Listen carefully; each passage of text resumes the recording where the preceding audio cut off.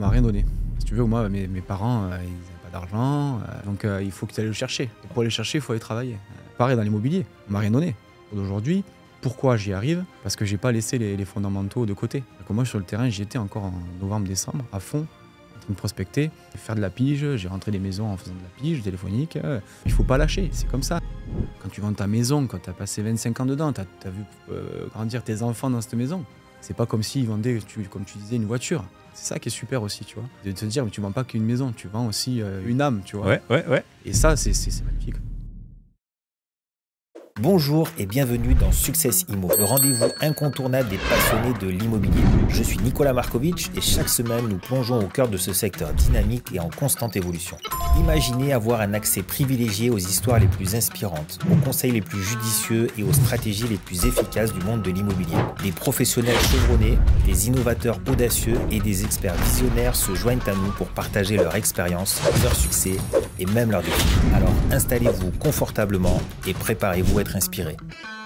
Bonjour Yann. Bonjour Nicolas. Je suis super content de te voir aujourd'hui parce que on va faire un podcast, je pense, qui va être magnifique. Alors, je sais que tu as un parcours qui est assez intéressant, on va dire ça comme ça. Et surtout, tu as une image que je veux absolument essayer de comprendre.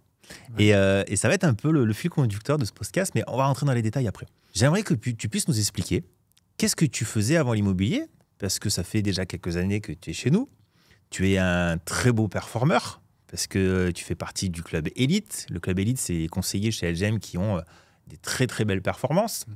Et là, tu as un début d'année 2024. Exceptionnel. Ah ouais, et le mot, il est justement employé. Tu as combien de ventes en cours là? 8, bientôt 9. 9 ventes, on est début 2024.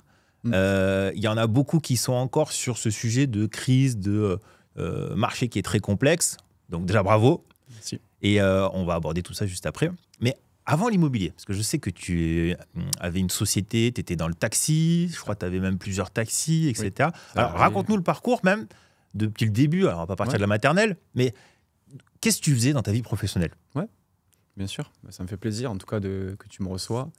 Et puis ouais, ça fait des années qu'on se connaît. Et puis voilà, naturellement, voilà, je vais te raconter un peu ma vie. Ouais. Du coup, moi, j'ai commencé. Bon, j'étais pas à l'école pour moi, tu le sais. Voilà, c'était pas non plus. Il fallait que je bouge, tu vois. Il fallait que je bouge. Moi, à l'école, j'ai commencé en BEP comptabilité. Comptabilité, rien à voir, hein, parce que j'étais bon dans les chiffres. On m'a dit, va en comptabilité. Donc, j'ai dit, bon, j'ai été en comptabilité. Et puis, si tu veux, j'ai eu une opportunité. J'étais chez McDonald's. Ouais. On m'a proposé de passer manager. Et j'étais en bac pro compta, tu vois. Ok. Compta, ça m'a gonflé. J'ai dit, bon, bah allez, manager, je fonce. Et puis, j'aimais bien le management. Manager des équipes. J'avais jusqu'à 50 personnes sous mon aile, tu vois, à l'âge de 20 ans, quoi. Et donc, j'ai kiffé ça. J'ai fait des formations à Paris et tout. Et j'ai vraiment kiffé, tu vois. Mais bon, payé au lance-pierre, voilà, donc très compliqué. Et à 25 ans, en gros, j'ai dit, bon, voilà, il faut que je me mette à mon compte. Du coup, je me suis dit, allez, taxi. Okay. Mes parents étaient taxis dans les années 80, ma sœur est taxi, et j'aimais ça en fait, d'être indépendant, tu vois, et bosser pour moi. Et à partir de là, à partir de ces 25 ans, eh ben, franchement, pas du tout la même vie, parce que tu te lèves pour toi, donc tu n'as pas l'impression de travailler, honnêtement. Ouais. Donc depuis que j'ai 25 ans, ça fait 12 ans que je suis à mon compte. Et je peux plus revenir en arrière, tu vois, c'était vraiment, c'est pas possible. Après le taxi, je dénigre pas le taxi, hein, parce que honnêtement, j'ai adoré ce métier. Mais bon, t'es derrière le volant. Tu fais 6 jours sur 7, des horaires de fou, de 6h à 23. J'étais à l'aéroport de Montpellier, donc quand il y a des vols, ben, tu y es, quoi. Donc très compliqué. Moi, je retiens la phrase de ma fille qui était petite à l'époque, qui avait 6-7 ans. Quand je la déposais à l'école, si tu veux, elle me disait, sa seule phrase qu'elle me disait, c'était « Papa, est-ce que tu manges avec nous ce soir ?» Tu vois, et garder cette phrase, se dire, tu vois, à chaque fois, pour elle, ce qui était important, c'est que je mange avec elle le soir. Tu vois, c'était très important pour elle, parce qu'elle voulait que... Voilà, je vois. Et donc non, le soir, ben, je bossais, donc je rentrais à 23, minuit, voilà, c'était comme ça, il fallait que je bosse, tu vois. Et du coup, en fait, quand j'ai changé de métier, que je suis passé agent immobilier, parce que voilà, pareil, je suis parti dans l'immobilier parce que bon, j'ai suivi un peu ma sœur, qui elle est partie un an avant moi, qui était taxi et qui est partie un an avant moi. Et je me dis pourquoi pas moi, parce que voilà, pareil, j'aimais bien l'immobilier. J'ai acheté mon premier appart à 19 ans et je kiffais ça en fait, mais j'avais pas les opportunités pour aller dans ce métier-là. Et puis voilà, après l'opportunité Nicolas Markovic qui s'est présenté, j'ai dit bon allez, on y va quoi. Bon, pour revenir à ma fille, quand je lui ai dit que je vais changer de métier, que je vais devenir agent immobilier, tout ça, sa seule question c'était est-ce que tu mangeras avec nous le soir. C'est vrai? Je te jure. Incroyable. C'était dans sa tête, c'était important. C'était très important pour elle de se dire est-ce qu'il va manger avec nous le soir. Tu vois, c'est la seule question. Ok. J'ai oui, t'inquiète pas, c'est bon, je pourrais venir manger avec toi le soir. Et donc en fait, tu vois, pour les enfants, c'est... Alors voilà, le métier de taxi, honnêtement, j'ai adoré. Hein. J'ai fait ça pendant 7 ans. J'ai vraiment adoré. Mais voilà, il y avait ce truc de pas de temps pour la famille, quoi. Et là, bingo, l'immobilier, je gère mon planning. Le mercredi, je prends mon mercredi pour les enfants. S'il faut aller, voilà, je vais chercher mes enfants à l'école, je les emmène. S'il faut prendre des visites le soir à 18 ou 19, c'est pas grave, je pars, je reviens. Mais au moins, je suis là, quoi. Ok. Et pareil, donc c'est fou, mais moi, je fais des visites le dimanche matin, ça me dérange pas. Je propose aux gens, ils sont choqués à chaque fois. Ouais. Je réponds au téléphone le dimanche matin, quand on m'envoie un mail, j'appelle les gens. Ils sont choqués, tu vois. Mais moi, j'aime bien avoir c'est la réactivité, en fait. À chaque fois, de toujours être réactif. Et donc, partir le matin à 10 ou 11 heures le dimanche matin et revenir à midi, pour moi, si tu veux, ça me choque pas. C'est presque les vacances comparé à avant. C'est ça me dérange pas. Parce que moi, quand je partais jusqu'à minuit. Et je passais toute la journée, je voyais personne. Là, à midi, je mange avec eux. Le dimanche, s'il faut... c'est pas tous les dimanches comme ça, mais voilà, il y a beaucoup de gens qui travaillent. Et le soir et le week-end, tu sais, il faut être disponible. Je ne fais pas tout le temps. J'ai aussi ma vie. Hein, mais voilà, je sais que si on me propose un dimanche matin, parce qu'il n'y a pas le choix, le monsieur travaille beaucoup ou madame travaille beaucoup, je me rends disponible et puis les gens apprécient. Tu vois. Chouette. Alors qu'on comprenne bien, parce que on a le discours là justement où on voit la qualité au quotidien. De vie. Qualité de vie exceptionnelle. Après, ça ne veut pas dire qu'on ne travaille pas. Ça veut... non. Ça ne veut pas dire qu'on va faire du mi-temps, 15 heures, 18, 20 heures. Non, voilà, il y a beaucoup d'heures de travail par semaine, mais par contre, il y a une organisation qui est totalement différente. Exactement. Et je veux juste essayer de préciser, parce que quand même, ton parcours, là, tu as survolé l'histoire McDonald's. McDo, j'ai survolé un peu le taxi aussi, parce que j'ai une société toujours de taxi encore, avec des salariés et tout, c'est un boxon, mais... Ouais. Parce que moi, ce que je veux analyser, parce que tu as une image d'un mec super cool, tranquille, jamais stressé, bon vivant, qui aime profiter. Nous, chez LGM, on fait pas mal de cohésion et autres. Tu es toujours présent et puis tu aimes bien participer. Voilà. Et surtout, il y a ce truc de tu dégages une sérénité. Mais derrière, on peut l'interpréter justement comme plutôt cool, tranquille et peut-être même pas trop bosseur. Mais en fait, et c'est là où je veux en venir, c'est l'inverse. Parce que c'est impossible d'avoir des performances début 2024 sans avoir une stratégie, une organisation et une implication. Bien sûr. Mais ça, on en parlera peut-être un peu plus tard. Mais moi, ce que je veux, c'est revenir derrière et ton histoire de McDo. Parce que, donc, tu avais quel âge? 25 ans? Tu étais jeune? Donc, à 20 ans, j'étais manager. À 20 ans? 20 ans. Manager, j'avais les clés du McDo, les clés du resto. Ouais, mais parce que ça paraît insignifiant, mais moi je connais un tout petit peu le monde de la restauration parce que j'ai fait quand j'étais jeune, etc. Et je connais un tout petit peu les rouages de ces sociétés-là, justement, de fast-food. C'est une très bonne école en général. Très, très bonne école. Voilà. Ça m'a appris la vie. Mais comme ce que je veux absolument voir, c'est que très jeune, tu te retrouves manager dans quelque chose où c'est le feu. C'est le feu. Et avec des grosses équipes, tu me dis 50 personnes? Ah oui, il y a des shifts à 50 personnes. Et attends, parce que là, ça, comment tu l'as géré? Après, c'est comme ça. Moi, j'adorais ça. Donc, je sais pas comment te dire, c'est naturellement. J'étais à fond dedans, en fait. J'étais jeune, t'avais envie quand t'as 20 ans, t'as envie de tout faire. Mais je t'ai pas tout dit en plus. Ah, c'est-à-dire? Non, parce que, écoute, t'es jeune, t'as envie d'avoir de l'argent, hein, tu veux bosser. Donc moi, à 20 ans, j'achète mon appart, je suis manager. D'accord? manager, je touchais quoi 1004, allez, 1008 maximum quand je fais des heures sup et tout. C'est pas la folie. Enfin, pour moi, en tout cas, c'était. Ouais, bah ouais.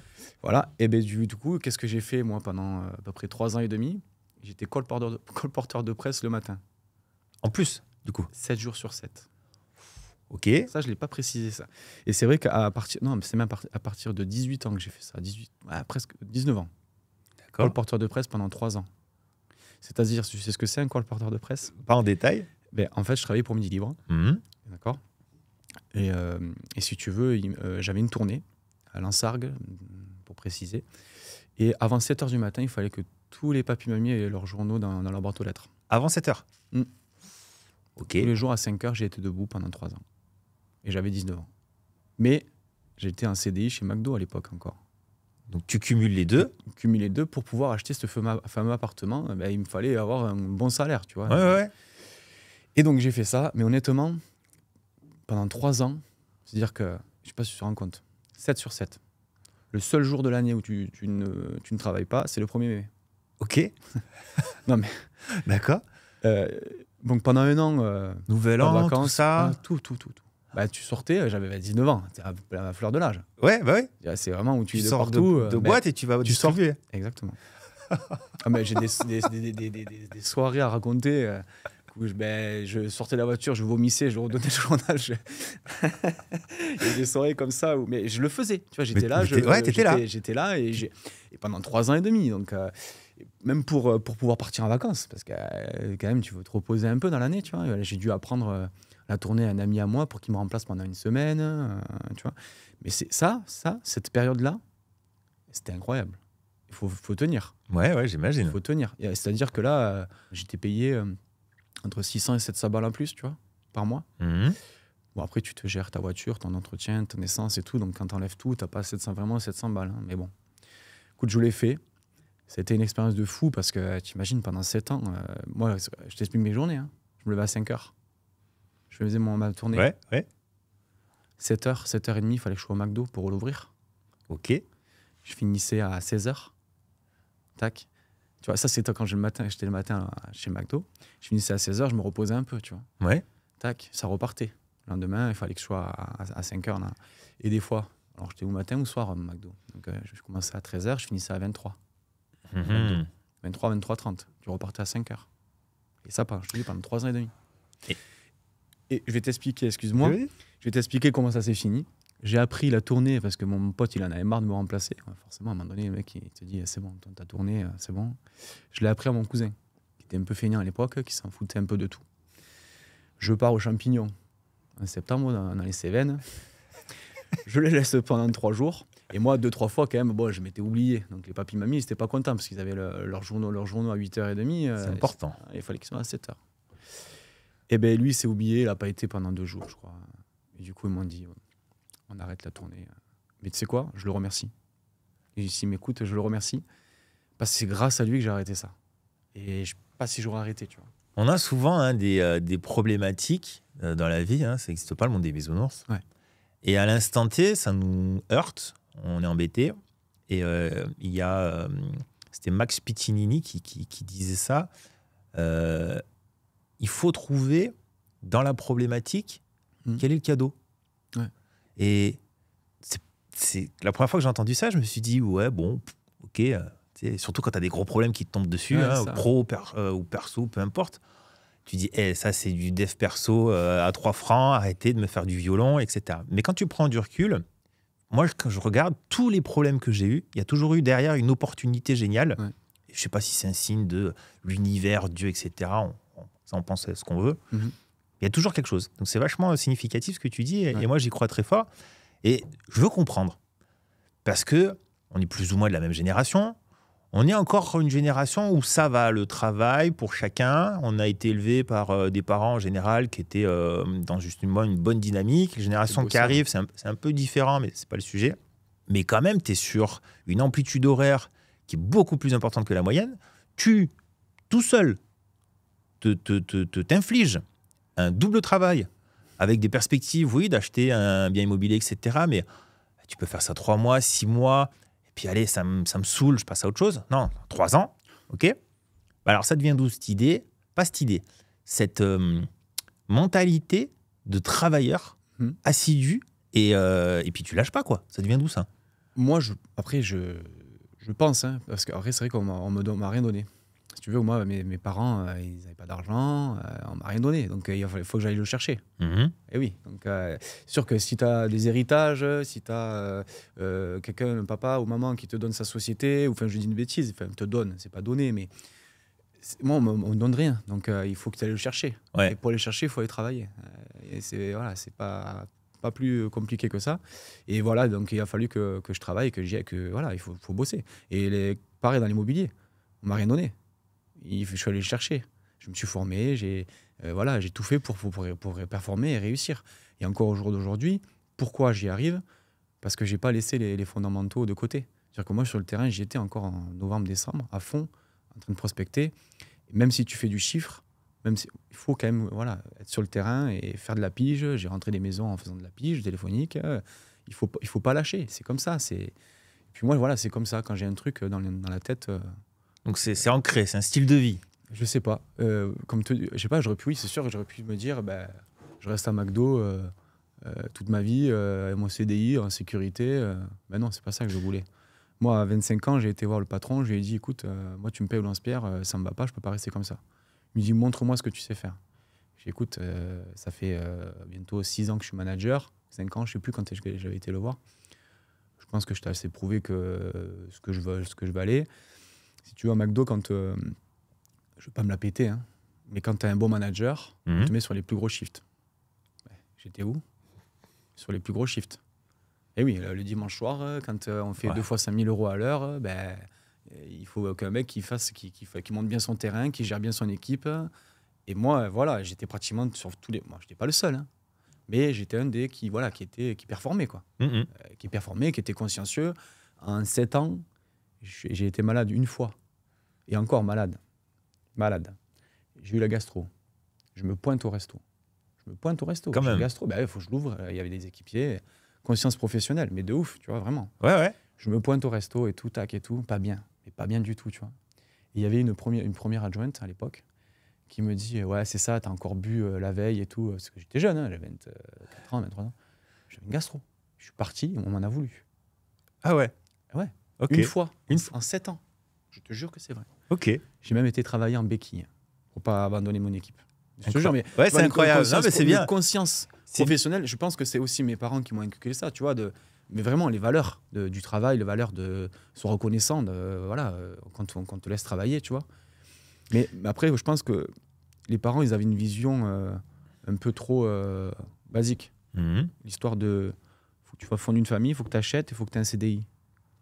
Et ça, c'est pas du tout bon, tu vois, à inculquer aux enfants. Et moi, j'inculque pas ça à mes enfants du tout. Après, c'est bien, on a les valeurs, on a les bases, c'est bien, tu vois. Mais moi, je ne vais pas du tout inculquer ça à mes enfants. Okay. Et bon, je pense qu'ils vont partir... voilà, je vais les aider et je serai là, j'espère. Ouais.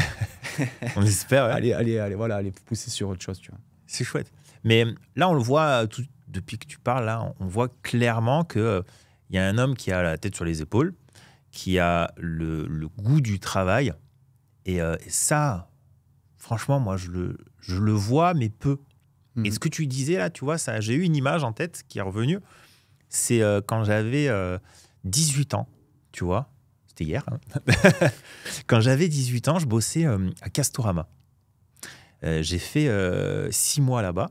J'étais entre en fait 2 périodes d'études où j'ai fait une année plus ou moins blanche. Et j'ai bossé là-bas pendant 6 mois. Et je me rappelle très bien d'une bonne partie des équipes qui me disaient ouais, on n'est pas bien, enfin, qui se plaignaient toute la journée, qui se plaignaient, le salaire, l'ambiance, tout. Aujourd'hui, je vais à Casto acheter un pot de peinture, ils sont encore là. Ils sont toujours dans le même rayon. Je pense très sincèrement qu'ils se plaignent toujours.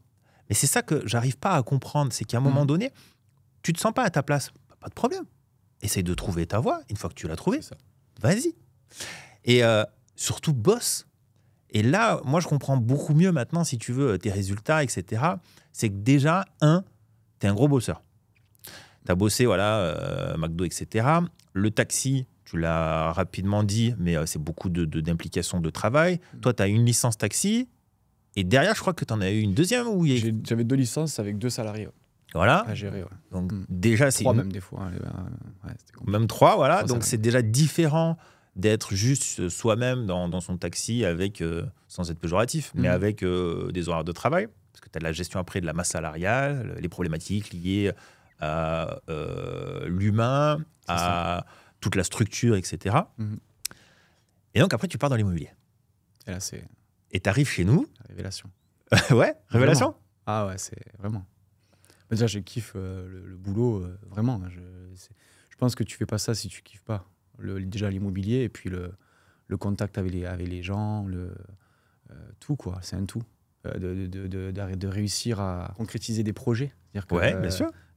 Les gens, tu vois, et grâce à toi, ben, ils ont réussi à avoir leur bien de leur rêve, tu vois, et c'est vraiment grâce à toi. Tu te sens vraiment utile. Ben oui, mais c'est clair. C'est d'une manière hyper importante parce que même si tu vends quelque chose d'important à quelqu'un, une belle voiture, où tu sais la personne elle est contente et autres, parce que voilà, les voitures c'est toujours quelque chose de sympa.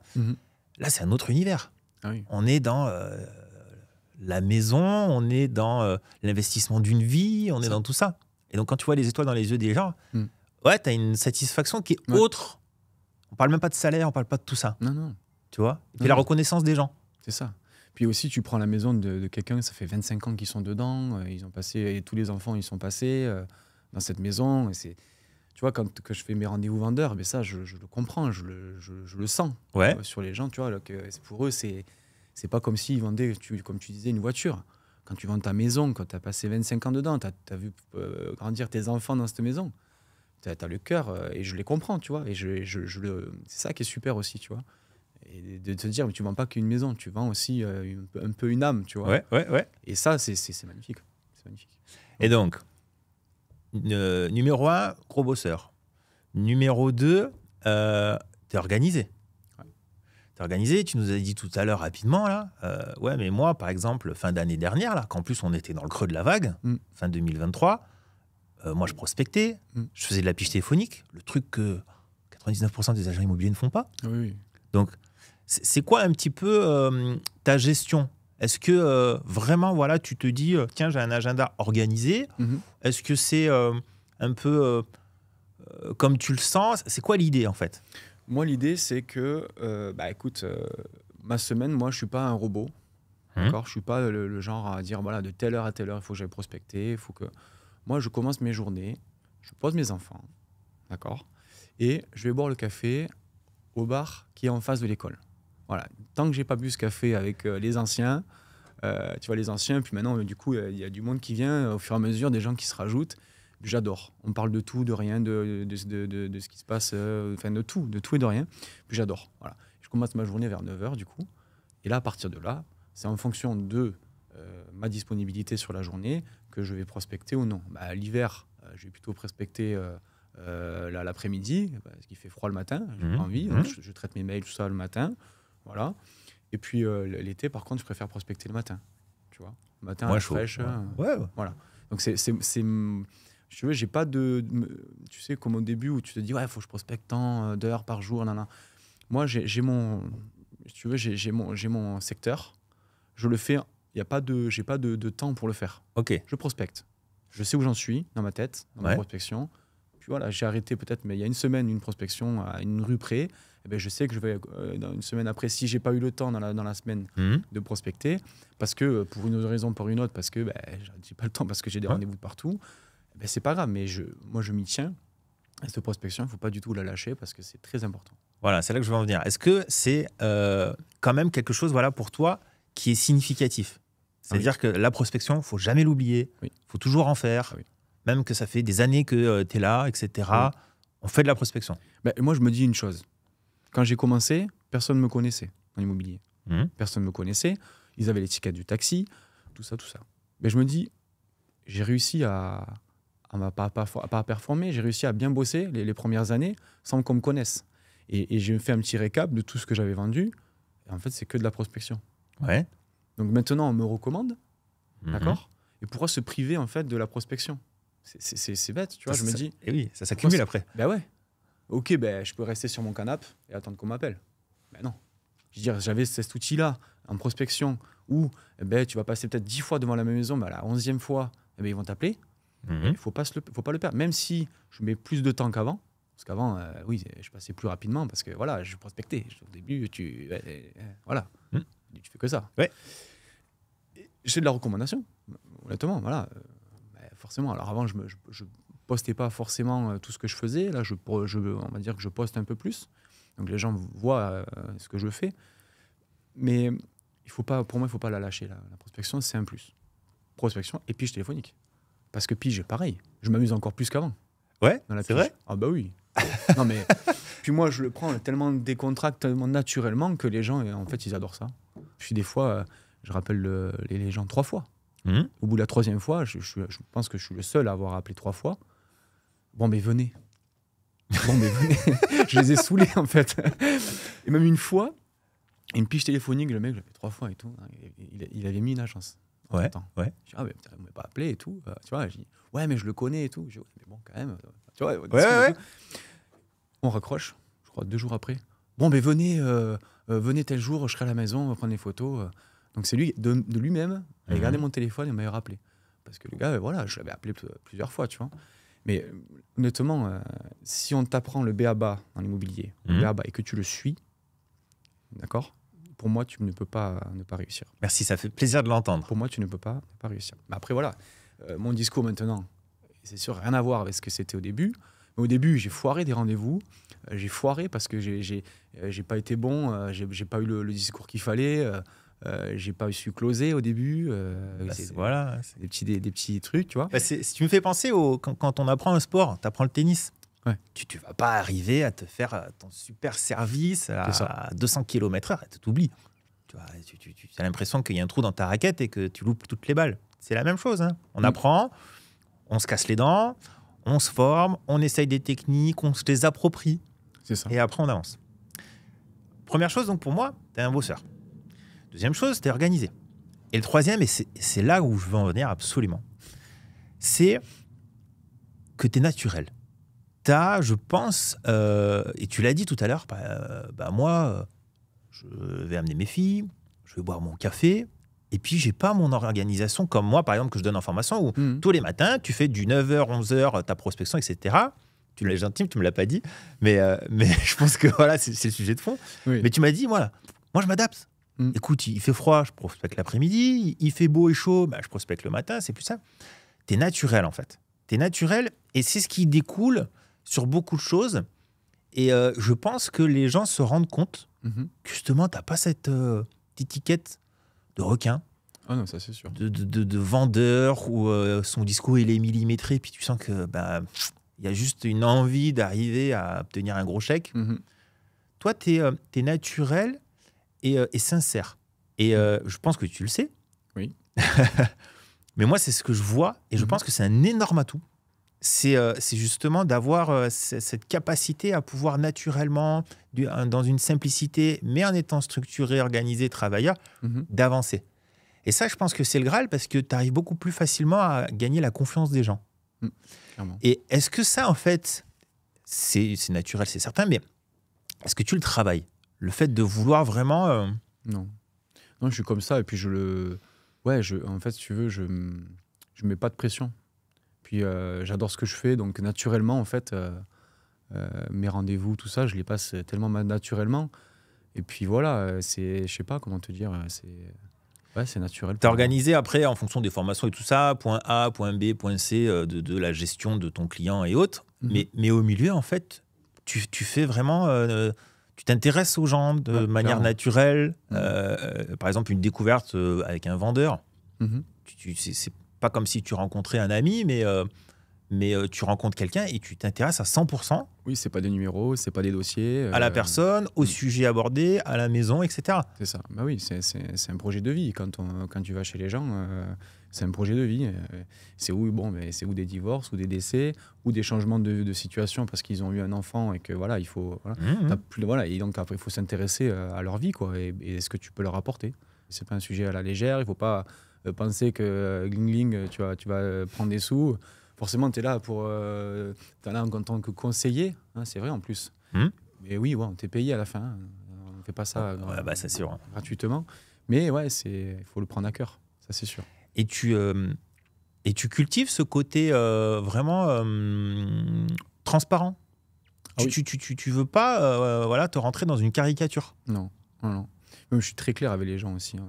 Toujours pareil. J'essaie d'être le plus clair possible parce que je sais qu'ils ont une appréhension. Ouais. La plupart du temps, ils sont déjà fait avoir par des agences. Voilà. Donc, j'essaie d'être le plus clair possible avec tout le monde. Et Ok. je pense qu'ils le voient et ils le ressentent. Ouais, ça à 100%. Ouais. Et justement, et je pense que c'est une de tes qualités, c'est que par rapport au fait que tu sois, voilà, tu sais, à la fois avenant, mais à la fois transparent, honnête. Et puis derrière, quand le discours s'enclenche, ben, on voit qu'il y a du pro, pas juste le mec sympa. Hein.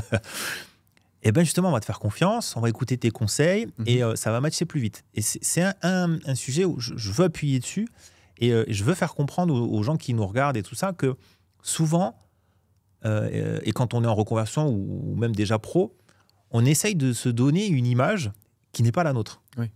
On essaye, parce qu'on est agent immobilier, par exemple, de s'habiller d'une telle manière, etc. Et où on ne va pas forcément être à l'aise. C'est là où je veux venir. Et tu peux t'habiller, oui, très correctement, un beau petit polo, etc., sans mettre une veste. Aujourd'hui, on a mis des vestes tous les deux, mais on n'a pas mis la chemise et la cravate. Mais moi, je me rappelle, tu vois, quand j'ai commencé l'immobilier, j'étais super jeune. J'étais sur une station balnéaire en bord de mer, okay, où l'été, il fait peut-être 35 degrés. Et j'avais un patron qui était à l'ancienne. Et c'était costume, chemise, pas cravate, mais costume, chemise et chaussures de ville obligatoires tous les jours. 45 degrés. Et je lui disais... Pour prospecter. Et je lui disais, mais attends, quand je vais prospecter, là, en plein mois de juillet, au bord de la plage, pour faire les copropriétés, là, je passe pour un pingouin. À 10 000 km. C'est qui cet agent immobilier? En plus, jeune, tu sais, ça ne matchait pas. Tu sais, j'étais... ça ne matche pas, le truc. Non, non, non. Au contraire, que c'est arrivé des contracts. Et du coup, direct, les gens ont une appréhension parce que j'étais jeune. Tu as cet accoutrement de pingouin. Alors qu'on est en plein mois de juillet, tu sais, eux, ils sont en débardeur. Ils t'accueillent pour te dire, tiens, on met en vente notre appartement. Donc, tu rames 10 fois plus pour essayer de gagner leur confiance, essayer de faire passer un message, etc. Et ça, c'est hyper important de le comprendre, de l'accepter et de faire en fonction. Oui, on est dans un milieu où il y a de l'argent qui circule, où on doit se donner une image professionnelle, mais une image professionnelle, c'est pas ressembler à un pingouin. Ouais, c'est clair. Tu vois? C'est marrant que tu dis ça, parce que tu vois, je vais me prendre un mas à Carpentras. Ouais. Et donc, je t'embrasse, Christophe, mais j'ai fait venir Christophe Potier parce qu'il habite pas très loin, donc je lui présente le bien, hein, ce qui est normal. Et du coup, moi, j'étais en jean troué. Mais nature, peinture, tu vois. Tu prends un mas à 600 000, plus de 600 000, et avec des gens adorables. Hein, c'est des Suisses qui ont investi sur ce mas et qui veulent revendre ce mas. Et Christophe, il me dit, mais t'es tout le temps comme ça? Je vois bien. Ben ouais. Non, mais t'arrives en jean comme ça, troué, tu vois. Et j'ai dit, oui, je suis comme ça, c'est moi, en fait. Tu vois, et c'est marrant que tu dis ça. Et puis voilà, et il y a aussi un truc, tu vois, c'est que les gens, tu vois, ces personnes-là m'ont dit, dans leur façon à eux, mais tu donnes chaud au cœur. Tu vois, ils m'ont dit. Ouais. Je sais pas comment te dire, tu vois, ils m'ont dit ça, et j'ai apprécié, tu vois. Ils disent, en gros, t'es pas froid, t'es chaleureux. Tu rentres pas dans une étiquette ou voilà. Et c'est pas pour ça que j'ai pas pris le mandat et que j'ai pas pris le mas à vendre. Tu vois, ça c'est vraiment l'image, tu vois, de dire moi je suis arrivé nature, peinture, comme je suis en fait. Ouais. Bon, je vais pas arriver en tongs non plus, voilà. Mais j'arrive comme je suis tous les jours en fait. Puis on a vraiment. C'était le slogan de McDo, là, venez comme vous êtes. Exactement. Tu l'as gardé. Venez comme vous êtes. Non, mais c'est vrai que voilà, c'est important. Que tu vois, arriver, au final, j'aurais arrivé avec des chaussures pointues, costard. Oui, peut-être qu'ils m'auraient accueilli aussi normalement, mais peut-être pas. Ouais, ça peut être difficile d'aller vraiment dans ce sens-là, comme toi tu le fais, par exemple, où on essaye vraiment d'apporter un côté professionnel avec une tenue vestimentaire, etc. Mais je pense que ça accentue en fait ce côté naturel, ce côté bienveillant que tu as de dire moi je suis qui je suis, les gars, je vais vous apporter une valeur ajoutée qui est extrêmement importante, mais c'est pas pour ça que je dois me déguiser. Oui, mais si j'arrive et qu'il me dit une réflexion sur ma tenue vestimentaire, on travaille pas ensemble, c'est pas grave. C'était déjà arrivé? Non. Non, tu vois en plus. Non, on parle même pas de ça en fait. Ouais. Voilà, puis comme je te dis, ouais, si vraiment je tombe sur quelqu'un qui me dit ouais, t'es pas encore sa cravate, tu peux vendre ma maison, ok, ben salut. Enfin, voilà, on n'a pas de choses à se dire, quoi. Parce que là, tu es quand même sur un masque qui est sympa, avec un budget important. Mais la zone sur laquelle tu travailles, c'est plutôt populaire. C'est quoi la tranche de prix? Honnêtement, j'ai un peu de tout. Oui, en ce moment, c'est beaucoup voilà, des biens avec des budgets moyens dans les 300 000 euros, mais je vends des maisons. J'ai vendu une dernière maison à Lunel à 580 000 euros. Enfin, voilà, on a eu des budgets quand même assez conséquents. Ouais. Ok. Oui. Comment t'expliques ta performance exceptionnelle du début d'année? Pour moi, c'est simple. Enfin, c'est simple. J'ai pas lâché le terrain.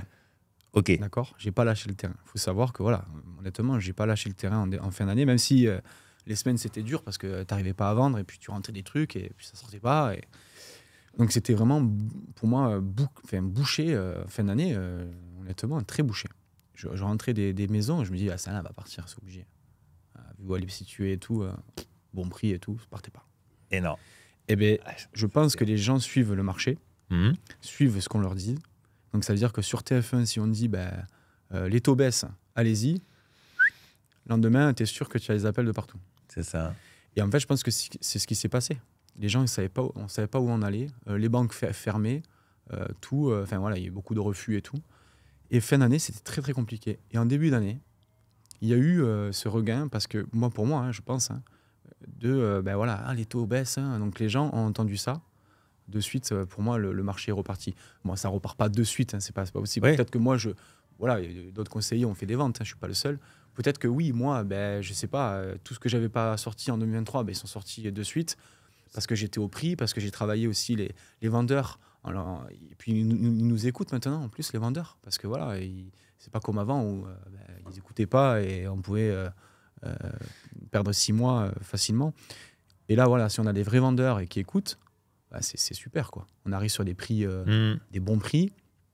Mise en vente, on m'écoute. Voilà, bon, tel prix, ok, on y va. Ouais. Tu vois, pas se dire, on met 30 000 euros de plus, tu vois, ce qu'on avait avant. C'est ça. Voilà, donc ça, c'est bien de temps. Et pourquoi j'ai performé, honnêtement, c'est peut-être le travail en amont. Et puis, moi, ce que je vois, c'est un conseil que je donne régulièrement, mais c'est toujours pareil, on donne plein de conseils, ça rentre, ça sort. D'accord. Ouais. Mais moi, j'ai une certitude absolue, parce que j'étais sur le terrain pendant très longtemps, et je l'ai vu, et surtout, je me suis cassé les dents.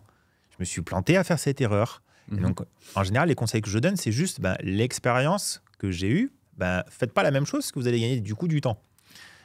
Et ce qu'il faut, en fait, absolument dans ce métier-là, c'est que le marché peut osciller, comme ça. Mais l'agent immobilier ne doit pas avoir un travail qui suit l'oscillation. C'est ça. Il faut avoir un travail constant. Et ça, c'est très compliqué à se pousser, à se sortir les doigts des fesses, quand justement, pendant une période, ça commence à être plus compliqué. Les gens ne t'écoutent pas, ne veulent pas baisser le prix. Tu as des difficultés par exemple, tu prends des biens, comme tu disais, puis tu n'as pas d'appel. Combien j'en ai eu des conseillers qui sont venus me voir là, à la fin d'année en me disant « Nicolas, mon téléphone ne sonne plus, quoi. Qu'est-ce qui se passe? C'est la catastrophe, etc. » Et le conseil que je donnais toujours, c'est rester linéaire. Continuez, rentrez des mandats, faites votre suivi de la même manière et même encore plus assidûment pour rassurer les personnes, etc. Parce que le jour où ça va repartir, parce que ça repart toujours, tu vas tout péter. Tu vas tout péter, les gens seront plus enclins à faire soit une baisse de prix ou du moins une action parce que tu les auras préparés à ça, etc. Et on voit en fait qu'il y a une partie de la réussite qui est liée à ça. Dans les oscillations, il faut, même en général, être toujours linéaire et pas au moment où, c'est dur, hein, des fois, ça fait une semaine, 2 semaines, 3 semaines, 1 mois et demi que tu bosses et que tu n'as pas de résultat. C'est décourageant. Et c'est là où tu commences à flancher et que tu perds littéralement, voilà, des fois 1 semaine, 15 jours à aller un peu moins bien et que ça va te répercuter tout dans 2 mois. C'est ça. Mais tu vois, Rad, en début d'année, bon, tu sais, voilà, j'ai beaucoup vendu, mais j'ai pas lâché le terrain. En plus. Non, mais vraiment. J'ai rentré une maison parce que j'ai prospecté. Une maison de village. D'accord. La dame m'appelle, j'ai un petit papier dans la boîte aux lettres, et tout. Et donc, ok, on sympathise et tout. Venez lundi. J'arrive lundi pour une estimation. D'accord. Je te raconte la petite histoire. Vas-y. Donc, j'arrive pour une estimation. Donc, c'était lundi dernier. Tac, on fait un rendez-vous, bon, tout se passe bien, on accroche bien, tout se passe bien. Voilà. Donc, je prends le projet. Bon, c'est une dame qui part travailler sur Paris, donc il faut qu'elle vende sa maison. Non. OK. Et donc, l'estimation, je la fais en direct. Ok, très bien. Je me plante. Mais on sympathise. T'es honnête. Mais je me plante. Ouais. Complètement. Je sais pas pourquoi je n'étais pas dedans. Une maison de village, tout ça. On s'entend sur un prix. Okay, moi, je prends mon PC, je commence à rentrer mon mandat et tout. Il me dit, mais qu'est-ce que vous faites? On met en vente. Ah, mais je pensais que voilà, l'estimation, on faisait l'estimation. Puis après, on a dit, si vous voulez, pas de souci, on fera ça plus tard et tout. Et on discute et tout. Et l'un dans l'autre et tout, on discute et tout. Vous voulez que je revienne quand alors pour faire les photos et tout ça? Je sais plus comment c'est venu. Bon, allez-y, prenez le mandat et puis voilà, on verra. Parce que j'ai un ami ou quelqu'un que je connais qui est dans l'immobilier, qui va venir aussi. Oui, il n'y a pas de souci. Bon, allez, quand tu as toujours pareil, quand tu ne peux pas prendre l'exclusivité, c'est pas grave, on y va, tu vois. Je prends les photos. C'est ça, la réactivité. Ça, c'est très, très important. Je prends les photos, je prends mon mandat, je me fais ma petite vidéo, parce qu'en ce moment, je fais tout le temps des petites vidéos pour sortir avant sur Facebook. Comme ça, les gens qui me suivent, ils ont la maison avant tout le monde. Du coup, je me fais ma petite vidéo et tout ça. Dans l'heure qui suit, j'avais la petite vidéo sur Facebook. J'ai un client à moi, à qui, excuse-moi, hein, Patrick, j'oublie de l'appeler. Parce qu'il m'avait dit, ouais, si t'as un petit truc et tout qui rentre sur Lunel et tout. J'avais vendu sa maison 15 jours avant. Ouais. Il me dit, si t'as un petit truc et tout, moi ça m'intéresse, un petit prix, parce qu'il voulait avoir un petit truc. Tu m'appelles et tout. Moi, j'envoie la vidéo, il m'envoie un message. Tu m'as même pas appelé. Cette maison, elle a l'air super et tout. Quand est-ce qu'on peut visiter? Donc, c'était lundi soir. Je dis, demain soir, 18h. Il visite, il kiffe. Mais il kiffe coup de cœur. Tu le vois, ça, quand les gens ils ont un coup de cœur. Oui. Première visite qu'il fait. Hein. J'ai vendu sa maison 10 jours auparavant. Okay. Il n'avait pas encore signé son compromis. Et il me dit, ah non, on y va. Donc, il fait une offre au prix. Magnifique. C'est vendu. Ok. Tu vois? Magnifique. Et ça, c'est sur une prospection que j'ai rentré ça. Et tu fais super bien de le souligner, parce que quand on a plus de succès, et ça m'arrivait aussi, hein, où tu as plein de succès en ce moment, tu as plus de ventes, tu dis, allez, la pros. Plus tard, j'ai 2, 3, 4, 5, 9 ventes qui tombent. Oui. Oh, ça va rentrer. Non. Et c'est Sébastien qui disait ça dans un autre podcast. Il disait, moi, de toute façon, les compteurs, je les remets toujours à 0 le premier du mois. J'ai peut-être fait un chiffre extraordinaire le mois dernier. Je repars à 0, j'oublie. Pour être linéaire, c'est comme au foot, ça. Quand on perd un 0, il y a 0-0. Ouais. c'est un peu ça. Et tu as le même réflexe, tu vois, la même organisation. Ouais. Et donc, c'est toujours pareil. Moi, je dis, la roue du succès, elle est déjà écrite. Il ne faut pas s'amuser à essayer de la réinventer. Il faut juste écouter les expériences de chacun, s'approprier tout ça, mais prendre ces éléments-là qui font que c'est une roue, elle tourne correctement, tu vois.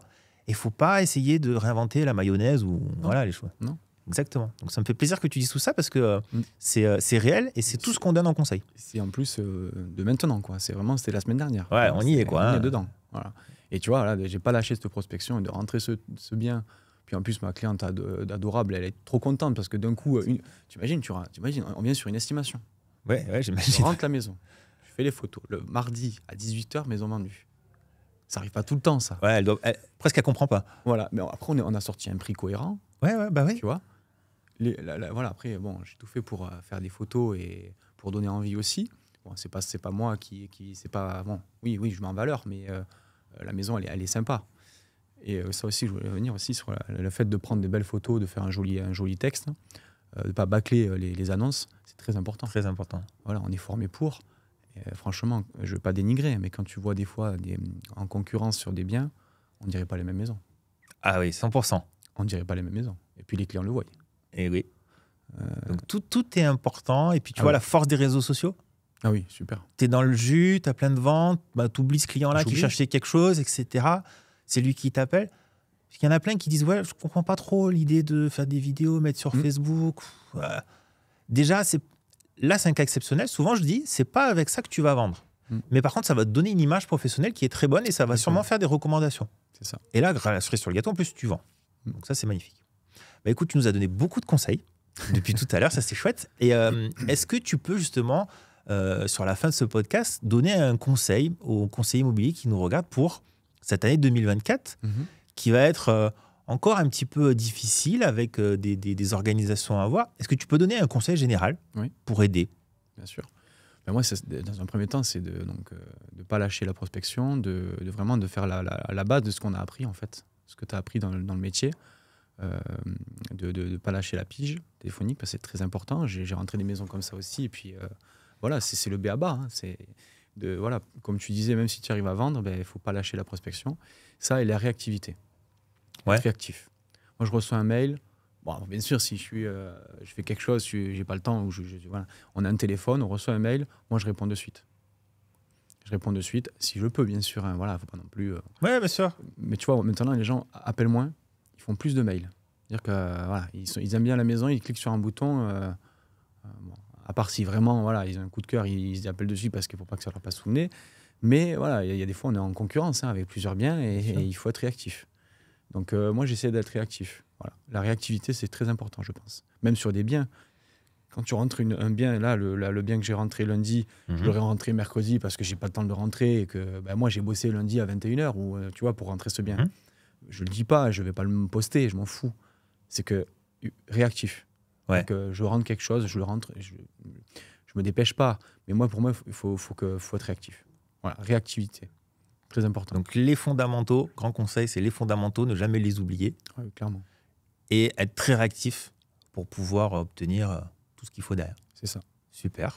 Bah, écoute, merci beaucoup Yann. Avec plaisir. Pour toute ta réussite, pour ton côté voilà, vraiment chaleureux. Moi, je te dirais de continuer là-dedans parce que ça te réussit très bien. Et je t'apprécie beaucoup pour qui tu es aussi. Et je suis super content qu'on ait pu échanger dans ce podcast. Moi aussi, c'est cool. En plus, tu vois, c'est cool de pouvoir parler de ça parce que c'est vrai que l'un dans l'autre, je ne parle pas forcément de ma vie, de mon parcours et de tout ça. Donc, c'est cool, c'est agréable de parler de mon parcours, tu vois. Eh ben, génial. C'est cool. Avec grand plaisir. Merci Yann. Avec plaisir. Merci à toi.